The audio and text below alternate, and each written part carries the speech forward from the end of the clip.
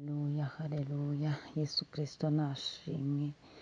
Ndabasuhuje mu izina rya Yesu Kristo. Bene data tubana mu mwanya wa niba turi buri gitondo, wowe uri hano mu gihugu cyacu cy'u Rwanda, abari ku migabane itandukanye y'isi, nshuti zanjye, Yesu Kristo nashimwe. Bakristo b'itorero Elayono Mountain Church mu Rwanda, Yesu Kristo nashimwe. Imana ihabwe icyubahiro, Imana ishimwe, Imana ishimwe. Izinze ijoro, izinguye amanywa, nta ruhare ubigizemo, nanjye nta ruhare mbigizemo. Ibikoze mu mbaraga zayo, mu bumana bwayo, mu rukundo rwayo. Mana habwa icyubahiro, uri uwera Mana, uri uwera, ugira neza, utitaye ku byaha n'ibicumuro. Uri Imana yihutira kubabarira, ugatinda kurakara. Imana ishimwe. Dushimye Imana kandi tunejejwe n'Imana mu mitima yacu, ko ari Imana yita ku batibashishije, ari Imana yita ku nsuzugurwa, ari Imana yumva gusenga, ari Imana abayishakana umwete bose babona. Imana nishimwe. Nyemerera nawe ugira amagambo ubwira Imana, uyishimire aho igejeje ikora ku buzima bwawe, aho igejeje ibikugenzereza neza, aho igejeje iguhanagura amarira ku maso, aho igejeje ikubambira amahema, aho igejeje Imana ishimwe. Aho igejeje na rya rindi ryarakeye, nuhumure n'iri riracya. Na wa munsi waratambutse, nuhumure n'uyu uratambuka. Nuhumure ni Imana y'inyembaraga nyinshi cyane, ni Imana ifite ubushobozi buhambaye. Ndakubwiye muri iki gitondo ngo ntabwo ari wowe iri bwigirizeho nkana, nta nubwo ari wowe izigirizaho nkana. Rero yitumbira ukomeze uyihange amaso, kuza ko izaza rwose. Kuza izaza ntabwo izatinda, kuza izaza ntabwo ikangwa n'iyo myaka uri kubara. Kuza izaza kandi n'izizagutungura, kuza izaza kandi nawe uzatangara. Kuza izaza kuko izagukorera igitangaza, uzatangarana n'abandi kuko izaba igukoreye ibyo utigeze uteganya ko yakora. Imana ishimwe. Rero muri iki gitondo nyemerera ubanze uyigirire icyizere, igirire icyizere, uyishime, wongere ukurure ubwiza bw'Imana ku buzima bwawe, uyiragize n'ibiri imbere. Imana ishimwe.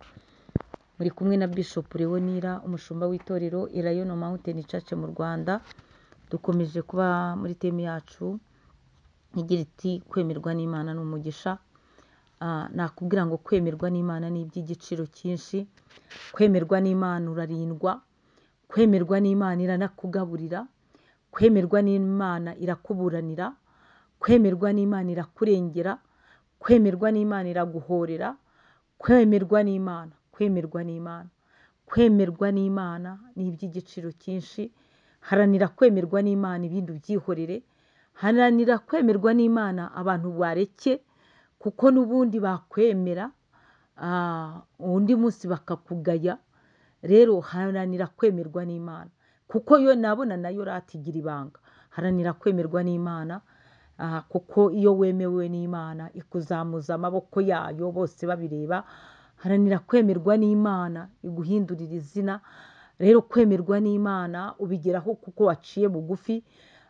Iyo guharanira kwemerwa n'Imana, banza uharanire kwihana uve mu byaha, niho rwose uzemerwa n'Imana. Va mu byaha, ureke ibyaha, uhinduke icyaremwe gishya, wakire Yesu Kristo nk'umwami n'umukiza wawe, uyoborwe na Mwuka Wera. Ariko aho ngaho uzemerwa n'Imana, ngo kuko Mwuka Wera ubwe ngo ajya agenda agakomanga ku rugi, akajyana amasengesho y'abera akayasobanura. Agasobanura turiya yashakaga kukubwira gutya, Mana mugirire gutya. Ngo Mwuka Wera ahora atunihira iminiho itarangira. Haranira kwemerwa n'Imana. Imana nishimwe cyane. Rero muri iki gitondo nyemerera tukiri muri iyo teme yacu, dusome ijambo ry'Imana, ibyakozwe n'intumwa ibice 10, ni umurongo wa 34. Handitse ngo titire yanditse ngo Petero ajya kwa Koruneliyo. 34 Petero aterura amagambo ati ni ukuri menye yuko Imana itarabubanura ku butoni. 35 ahubwo mu mahanga yose uyubaha agakora ibyo gukiranuka iramwemera. Mana ishimwe, iri jambo ndarikunda, Mana we ndarikunda bene data. Iri jambo riranezeza cyane, riranezeza. Petero uyu yagiye kwa Koruneliyo, kandi ubundi abayuda ntibari bemerewe kwifatanya n'ubundi bwoko, ariko ngo Petero uyu nguyu ni Simoni wahimbwe Petero, ngarangije Koruneliyo yamutumaho. Yaje kugera kwa Koruneliyo rero, Uwiteka arangije kubwira Petero ati ntubafate nk'ibizira. Yagezeyo ngo ku isaha ya 9:00. Iyi saha ntabwo isanzwe ku banyamasengesho, ariko agezeyo asanga Koruneliyo yarangije nawe kwerekwa ngo marayika w'umwami Imana yamusuye, ngamusuye ngaramubwira ngo Koruneliyo, gusenga kwawe kwarumviswe n'ubuntu bwawe bwibutswe imbere y'Imana. Nakubwiraga ngo wowe ushaka kwemerwa n'Imana, ikintu cya mbere ni uko ugomba gusenga. Ugomba kugira ibihe byo gusenga, kandi ukagira n'ubuntu, ukagira bufasha, ukafasha izo ndushyi n'izo mbabare, ukareba umuntu rwose. Ibyo byose twese ntabwo tungana muri ubu buzima, ariko ikintu ushije mwene so ni ukuri ujye ukimuha, kugira izina ry'Imana yacu rihabwa icyubahiro. Iyo nkubwira ngo nikimuha izina ry'Imana yacu rirahabwa icyubahiro, nawe ubwo aravuga ngo Imana ingiriye neza, irangaburiye, iranyambitse. Imana ikoresheje mwene data, abumbuye ibiganza bye, angiriye neza. Rero Koruneliyo marayika w'umwami Imana aramubwira ngo gusenga kwawe n'ubuntu bwawe ngo bwibutswe imbere y'Imana. Ariko imbere y'Imana yawe ni igiki kijya kibukwa? Oya, nawe ujye wishyira ku munzani. Si ngombwa ngo hazarinde habaho umunsi w'urubanza w'amateka ibiki. Nawe ubwawe umushinjura mufite n'umutima wawe, wumva imbere y'Imana ukurikije ibikorwa byawe. Ese ibyibukwa ni byiza imbere y'Imana, kuko buri kintu cyose kinyura imbere y'Imana. Ese ibyibukwa byawe ni byiza, Imana idusange. Hanyuma Petero rero ngo yaje guterura amagambo, amaze kumva ayo makuru y'ukuntu marayika w'umwami Imana yabonekeye Koruneliyo kandi ari umunyamahanga, arangije aterura amagambo ati ni ukuri menye yuko Imana itarobanura ku butoni. Ni ukuri Imana ntabwo ijya irobanura ku butoni. Hari abantu bakureba bakabona utaberwa no gutabarwa, hari abantu bakureba bakabona utahabwa ijambo, hari abantu bakureba bakabona hari intebe utakicaraho. Ariko Petero ahagurutse mu ijambo ryiza cyane, aravuze ngo menye neza ko Imana itarobanura ku butoni. Haleluya. Nanjye muri iki gitondo ngo hamirije ko Imana itarobanura ku butoni.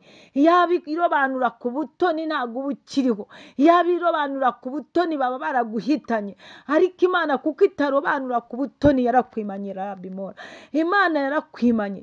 Aravuze neza Petero ngo menye neza yuko Imana itarobanura ku butoni. Akomeje avuga Imana neza ngo ahubwo mu mahanga yose uyubaha. Haleluya. Mu mahanga yose, mu bwoko bwose, mu birabura n'abera, mu mahanga yose, mu bazi indimi nyinshi, mu bacishijwe bugufi, mu bantu b'ibisonga bari hejuru cyane, ngo mu mahanga yose, mu mahanga yose uyubaha agakora ibyo gukiranuka iramwemera. Gahunda ni ukubaha Imana, kabiri ni ugukora ibyo gukiranuka. Aho niho nakubwira ngo fatira aho ngaho, ujye wubaha Imana mu byo uvuga n'ibyo ukora mu mutima wawe no mu ngendo yawe. Ahasigaye ukora ibyo gukiranuka. Ariko haleluya, ngo mu mahanga yose ntiyita ku burebure, ntiyita ku bugufi, ntiyita ku buranga, ntiyita ku mashuri, ntiyita ku mafaranga, ahubwo icyo yitaho ni kuyubaha agakora ibyo gukiranuka. uwo nguwo Imana ihita ikora ikintu cyitwa kumwemera.